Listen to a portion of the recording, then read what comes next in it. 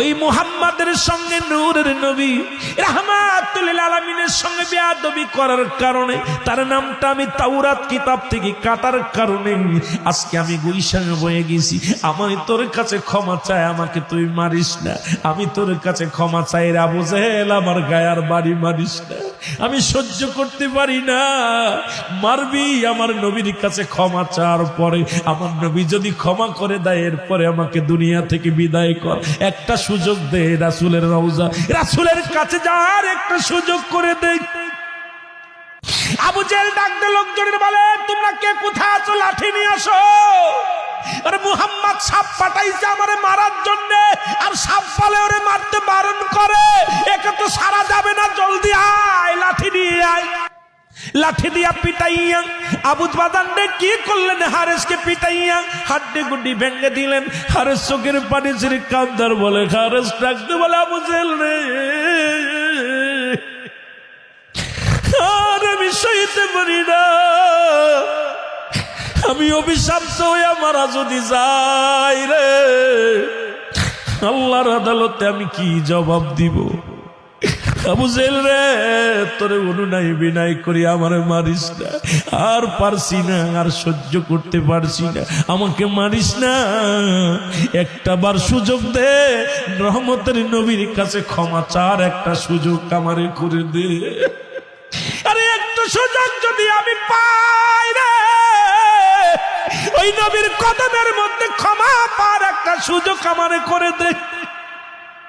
আবু জেহেল পিটাইয়া মারি ফেললেন, সাপটাকে মারলেন, মারা পার হারেস এ মুসলমান গুই সাপটারে পোড়াইয়া এবার কি করলেন, আগুনে তারে পোড়াইলেন। এত মারিয়া শুধু ক্ষান্ত হয় নাই, আগুন দিয়া পুড়াইয়া ছাই বানাইলেন। ছাই বানায় একটা পাতিলের মধ্যে ভরলেন, পাতিলের মধ্যে ভরিয়া কয়, মুহাম্মাদের জাদুগিরি আজকে শেষ, এবার দেখবো কেমন জাদুকার মুহাম্মদ, আজকে পরীক্ষা শুরু হয়ে যাবে।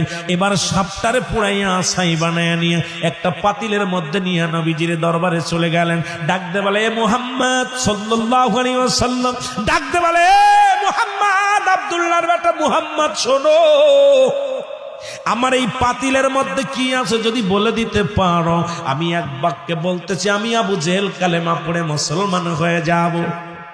এক বাক্যে বলতেছি, আমি একটা সেকেন্ড দেরি করব না, কালেমা পড়ে মুসলমান হয়ে যাব। এবার বাজান রে, আমার নবী ডাক দেখায়, চাচা আবু জাহেল শোনো,